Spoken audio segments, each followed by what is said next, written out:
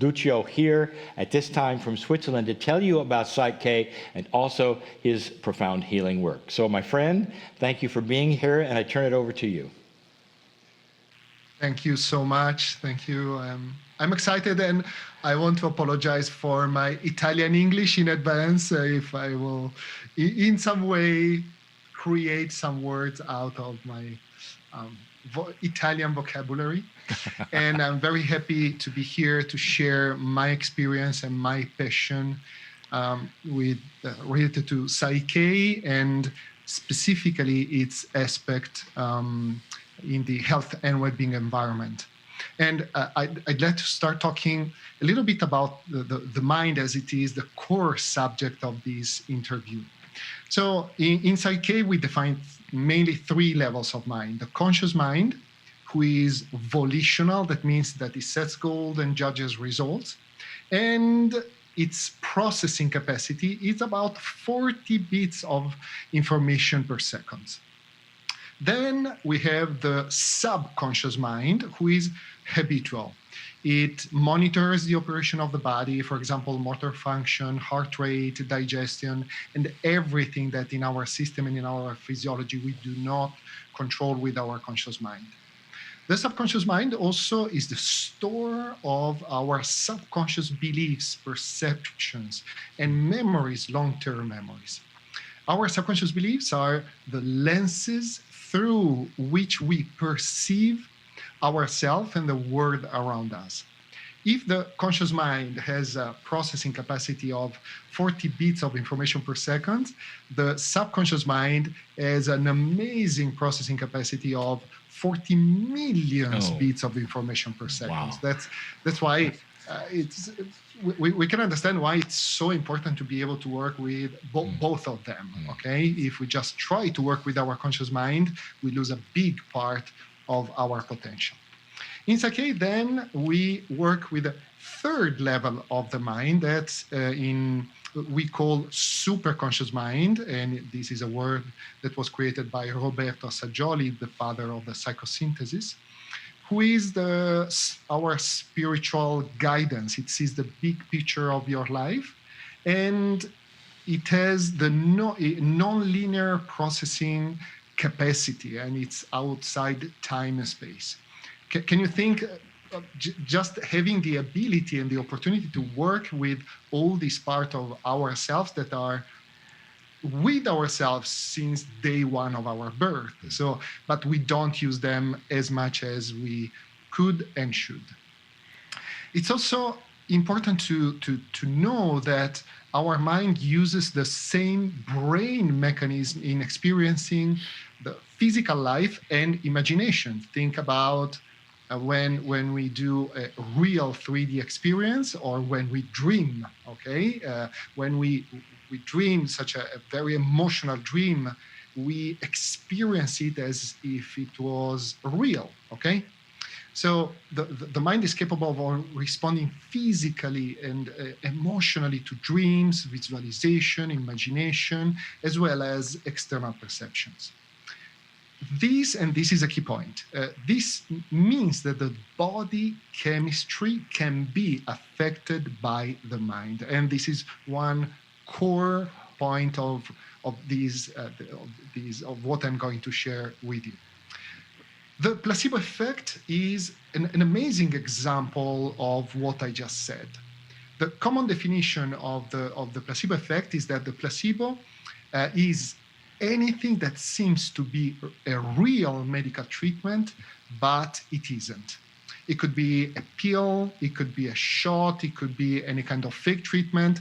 If you're curious and you type on YouTube placebo surgery, you will see the power of the placebo also in surgery, not only when taking a pill. What all placebos have in common is that they do not contain an active substance meant to affect health. For example, and this is pretty funny, is that in one study, people were given a placebo and told it was a stimulant. After taking the pill, their pulse rate sped up, their blood pressure increased, and their reaction speeds improved. Then, when people were given the same pill and told it was to help them to get to sleep, they experienced the exactly opposite effect. The pill was exactly the same. So here, what changed? The perception of what the pill was doing and the reaction, the biochemical reaction that created inside our body. So the placebo effect is the idea that our beliefs can create a very real biochemical response in the body that trigger the body's self-healing capabilities. Unfortunately, in the mainstream medicine, the placebo effect is still used in a pejorative way. It's something fake, something that it has no real medicinal value. But many studies in a field, it's a very interesting field that's called psychoneuroendocrinoimmunology, indicates that a very real biochemical response is present when a placebo is used with many patients. It is our opinion in the PSYCH-K worldview that the term perception effect would be a much more accurate definition of what the placebo effect actually is, because it's not fake. It's something very powerful that is happening in our system. The connection between the mind and the body has been proven beyond any reasonable doubt. There are tons of articles about that. And perception, or our belief system, can in fact produce a chemical response in the body as our thoughts are translated into electromagnetic signal to the receptors on the cell. At that point, they in turn are translated into a biochemical response that is part of the mind-body's powerful self-healing capabilities. I will talk a little bit more about that, and if anyone listening to this interview we need to know more, I strongly suggest to buy the amazing Bruce Lipton's book, The Biology of Belief, that explains this in such a beautiful way. I think it's important also to mention, in addition to the placebo effect, that there is also the concept of nocebo effect. The nocebo effect is the opposite of the placebo effect. The nocebo effect is said to occur when negative expectation of the patient regarding a specific treatment caused the treatment to have a more negative effect than it otherwise would have. The placebo effect is immune enhancing. The nocebo effect is immune suppressing, okay? And this is another very important awareness that we should have mainly in this time. This is especially relevant in today's fear-based COVID-19 environment. If you think about that, we are in a non-stop nocebo environment since March. And the stress level of the majority of people is kept at such a high level, 24/7, 24/7, 24/7. And for our system is exhausting, okay?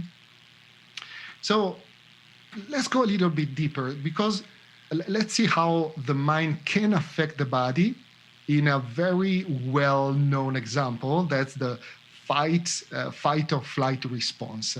That is also very actual in this actual situation with the COVID, with this pandemic situation. The fight or flight response is a physiological reaction that occurs in the presence of something that is terrifying, that's scary, either mentally or physically. This response is activated by the release of hormones that prepare your body to either stay and deal with the situation, with the threat, or to run away like a crazy. So it's a really important program for our for staying alive, to survive. In response to acute stress, the sympathetic nervous system of the body is activated due to the sudden release of hormones, and specifically two hormones, adrenaline and noradrenaline, that have the functions that I just described. This results in an increase in the heart rate, blood pressure, breathing rate, to be ready to face the emergency. And then after the threat is gone, it takes between 20 to 60 minutes, according to how big the fight or flight response has been and how we perceived it. And it takes, again, 20 to 60 minutes for the body to return to its pre-emergency levels. Again, remember, we are in a super stressed state since March. So the fight or flight response can happen in the face of an imminent physical danger, such as encountering an animal you fear. And it doesn't have to be a bear or a tiger. It could also be a spider if you are arachnophobic, or as a result of a more psychological threat, like COVID again. Like if you are scared about COVID and you see someone, this person can be perceived as a killer for you. And this is immediately triggers the fight or flight response. Okay? Some of the physical signs that may indicate the fight or flight response are the rapid heartbeat and accelerated breathing, pale or flushed skin, dilated pupils, to be more aware of the environment, the trembling. And it's also important to note that the response can be triggered due to both real and imaginary threats. While the flight or flight response happens automatically, that does not mean that it is always accurate. Sometimes we respond in this way even if there is no real threat. But again, what's real threat? It depends on our perception. So phobias are a good example of how the fight or flight response might be triggered in face of a perceived stress threat. A person who is terrified of spiders, again, like I mentioned before, might experience the acute stress response when he sees a spider. His body might go on alert and his heartbeat and respiration rate increase. This could be a normal reaction to this kind of fear and emergency. When this response becomes too severe, it may lead to a panic attack. A key concept here, really, really key, according to also PSYCH-K and what I do and what I'm completely passionate, is that the perception of a situation determines the reaction. If I am scared, I will react in one way. If I am in peace and whole-brained and calm, I will react completely differently, or I will not react at all. If I'm not scared about spiders, I will not jump and shout like a crazy, okay? Like a person who is scared about spiders. If I am scared of COVID and I perceive the people around me like potential threats, I will live in a stressful state 24/7, and my whole mind-body system will be negatively affected. That's why it's so important to really work with our subconscious mind to change the perception we have about ourselves and the environment. If I feel confident, calm, and safe about COVID, for example, my whole life will be different. Using PSYCH-K, we interact with all the levels of our mind that I mentioned at the beginning of this interview, the conscious mind, the subconscious mind, the superconscious mind, to safely and rapidly change any stressful perception, any stressful limiting belief we have about anything in life. Okay, anything that stresses us in life, that does not help us to stay and remain healthy. A personal experience, I personally worked with PSYCH-K back in March regarding my perception of viruses in general. And it turned out to be a very powerful and curious experience. not only I am not scared with viruses and bacteria, but I perceive them as really necessary for our evolution. I don't know if you know, but the 33%, 1/3 of our DNA is made from genes captured by ancient viruses. Okay, without viruses, we would not have evolved as much as we have evolved. So, and another very interesting fact about viruses, one of these genes that we inherited from viruses is the gene for a protein that's called syncytin. That's a protein that 50 million years ago made possible the development of the placenta. The placenta is life. So, and syncytin, this beautiful protein that was a virus, that was a protein carried by a virus. Originally, it was not part of our system. Then it helped us to develop the placenta. And for those who do not know, the placenta provides oxygen and nutrients for the growing fetus and remove the waste from the fetus blood, and thus promotes life. So as a consequence, we can tell that this particular virus carrying this very precious protein promoted life, and it's so important. So we are in constant contact with old and new viruses, and many of them have represent, and will represent a valuable resource for human evolution in life. That's why it's so important was to really change the perception of what's happening. And another area in which the beautiful, amazing, powerful subconscious mind plays a big role is the epigenetic expression. And here, Bruce Lipton is the master of the universe in explaining the epigenetic expression, because I will do a quick summary just to explain how perception and how PSYCH-K can be useful in our health. But if you want to go to go deeper with the epigenetic expression and epigenetics, I strongly suggest you to buy Bruce Lipton's book, The Biology of Belief. It's such a beautiful book. I was able to read it in two days. I think I just started, and it was like I didn't even eat when I was reading. It was such a beautiful discovery.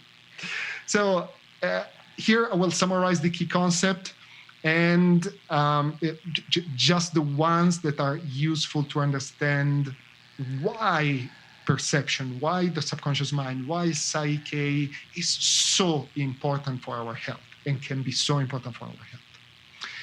So according to epigenetic, the environment controls the epigenetic expression.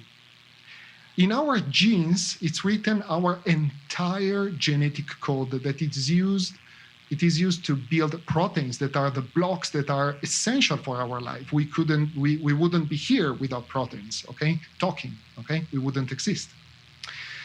We have about 25,000 genes, and each gene can create 2,000 proteins. So here you can already see and imagine how useful and powerful are these genes.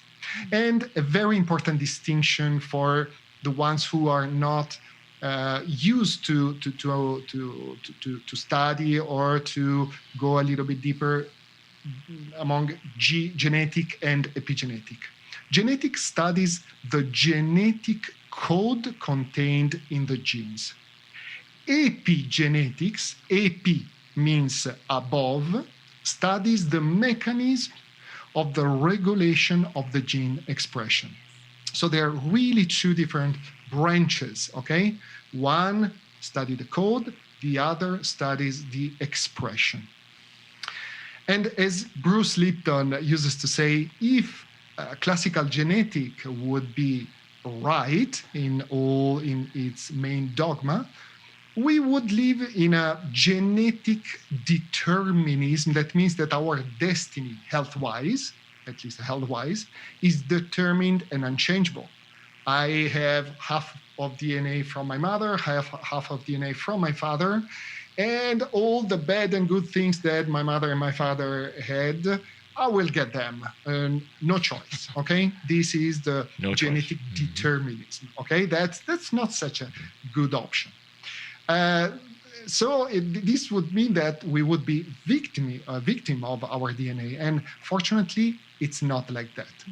The biology central dogma states that the DNA replicates itself out of the blue, then the DNA transcripts a molecule of messenger RNA. The RNA is just a copy of the DNA that is a blueprint for proteins in a very simple way.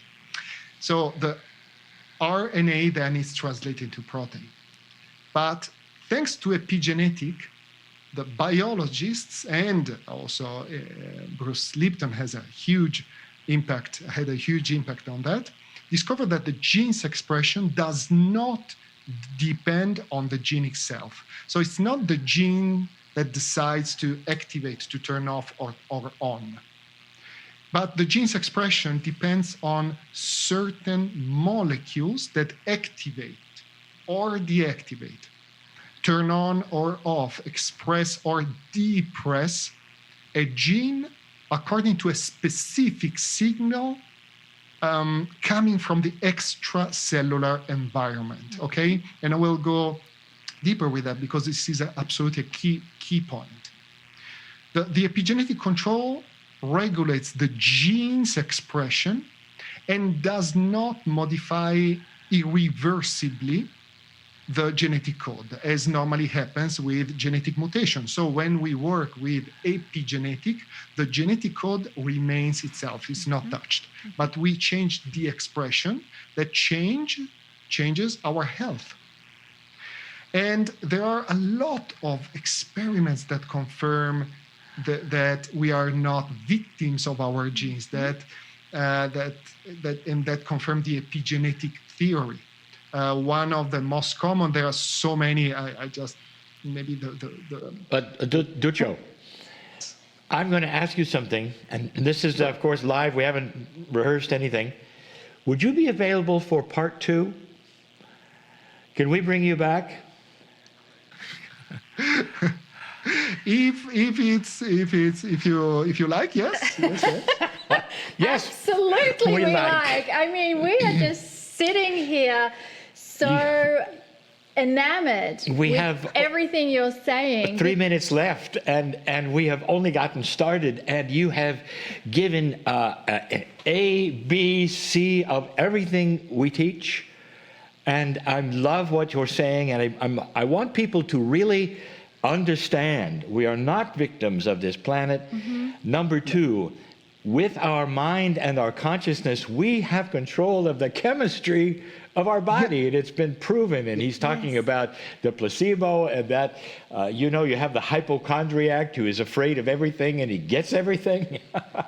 This is exactly what the PSYCH-K is doing. We've only really gotten started, and what I would love to do is invite you back for part 2, if you're willing.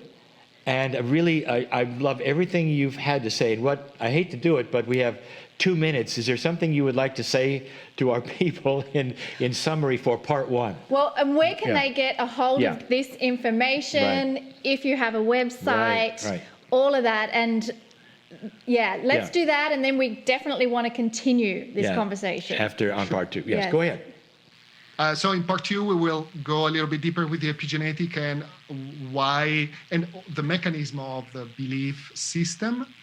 And to know more about PSYCH-K, so how to effectively work with your health and with your life, with your belief system, you can go to the official PSYCH-K website, www.psych-k.com. Okay, and there you will find a lot of information also about the originator of PSYCH-K, my friend and master, Rob Williams. You will see all the workshop, you can get some news. And I have my website, but so far I just redo it and it's only in Italian now. In about 1 month will be in English. So I will also give you, my website is www.innereyes.org, but now it's only in Italian. If you want to know a little bit more about epigenetic, Bruce Lipton, but we will talk also next time, and also related to the belief systems. Awesome. Wow. Wow. This has been unexpected, and we contact you for the second part. It's not going to be next week, but we'll have it so people will know when it's going to happen. Definitely. I love that what you bring is able to go to any person on the planet. They don't need to have any kind of religious belief because the evidence speaks for itself. This is biology. Yeah, this is biology and deeper level of understanding of our biology, which is always what Kryon has said, that we are more than our body. And you cannot separate them. And you cannot separate them. You cannot separate them. Yeah. Thank you, all of the listeners. I hope you have enjoyed this. And Duccio, thank you. Yes. Thank you. Great.